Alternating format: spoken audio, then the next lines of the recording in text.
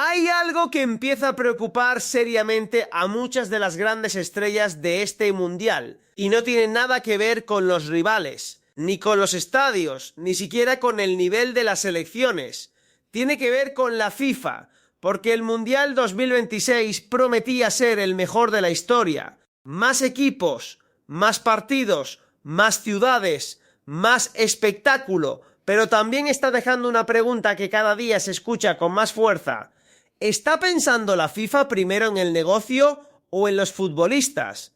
Porque si analizamos fríamente lo que está ocurriendo, los jugadores están soportando temperaturas extremas, parones de hidratación prácticamente en cada jornada, viajes de miles de kilómetros entre partidos, calendarios cada vez más exigentes y un torneo que ha pasado de ser una competición de élite a convertirse en una auténtica maratón.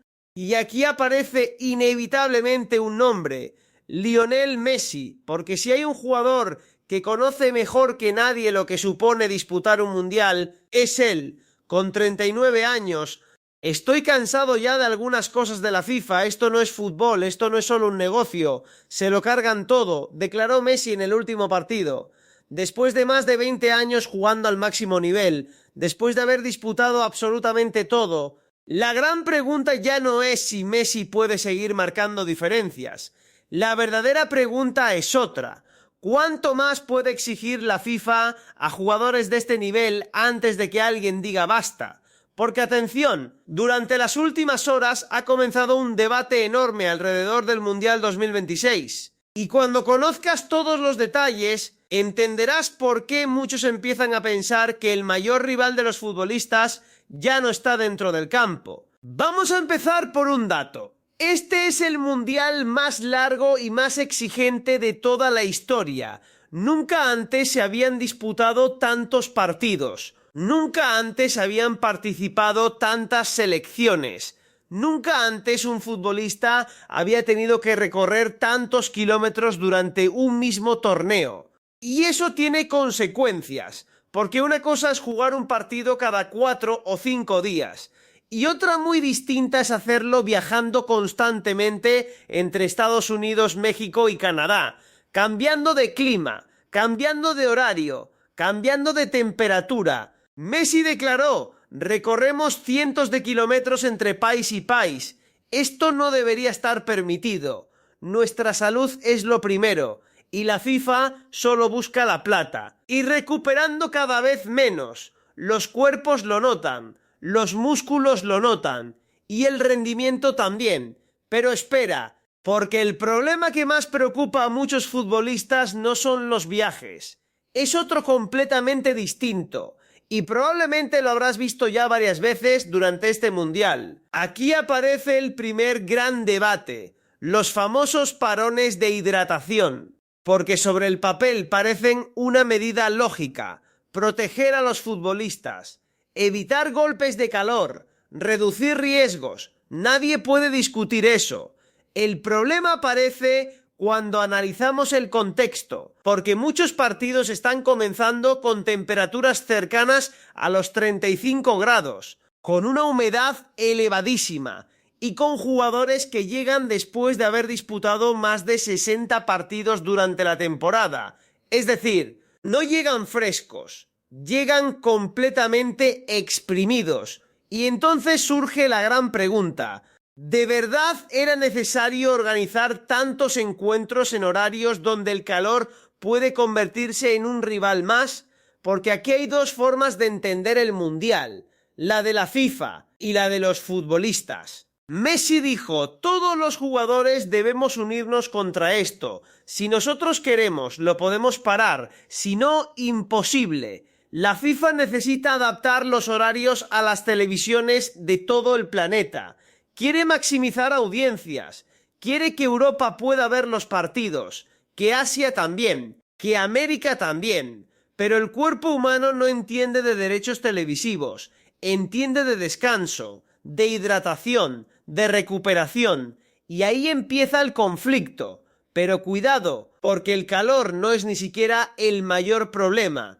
Hay otro aspecto que preocupa muchísimo más a entrenadores y preparadores físicos, y prácticamente nadie está hablando de ello: los desplazamientos. Porque nunca antes un mundial había obligado a recorrer distancias tan enormes entre sedes.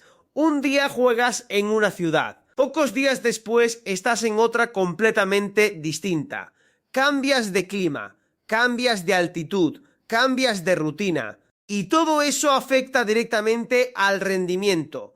Un futbolista de élite necesita repetir hábitos constantemente, dormir igual, entrenar igual, recuperar igual, comer igual, pero este mundial obliga a romper esa rutina continuamente, y cuando eso ocurre, las posibilidades de lesión aumentan, la fatiga aumenta y el espectáculo disminuye. Por eso muchos preparadores físicos consideran que este puede ser el mundial más duro de toda la historia, no por el nivel de los rivales, sino por todo lo que ocurre fuera del césped.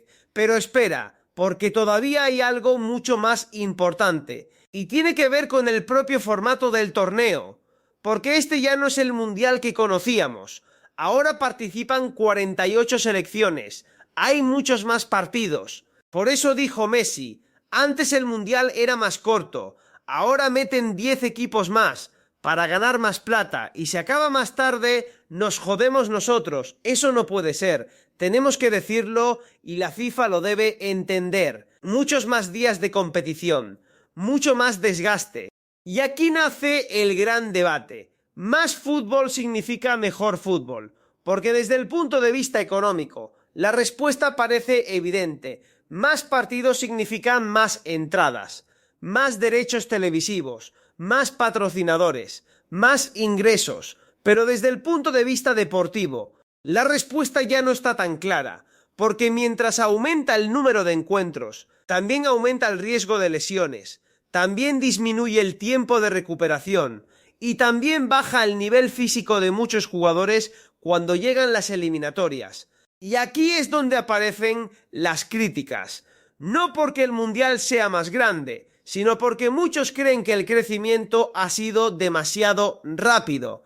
Y precisamente aquí aparece la gran pregunta: ¿estamos viendo el mundial más espectacular de la historia o el más exigente para los futbolistas? Porque cuando analizamos todo junto, las piezas empiezan a encajar. Temporadas interminables, más de 60 partidos con los clubes, competiciones europeas, Nations League, clasificaciones, amistosos y después un mundial con más equipos, más viajes, más calor, más desgaste. Messi comentó: este será mi último mundial seguro, pero me gustaría que para el próximo todo mejore. Debemos hacerlo. Los aficionados merecen mejor trato.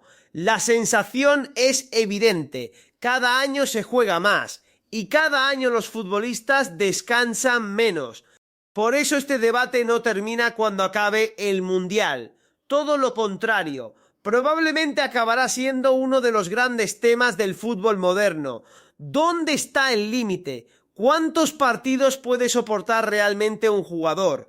¿Hasta qué punto debe seguir creciendo el calendario? Porque el espectáculo necesita a las grandes estrellas, pero esas estrellas también necesitan descansar, y si el calendario sigue aumentando, llegará un momento en el que el fútbol tendrá que decidir: más partidos o mejores partidos. El Mundial 2026 está siendo espectacular.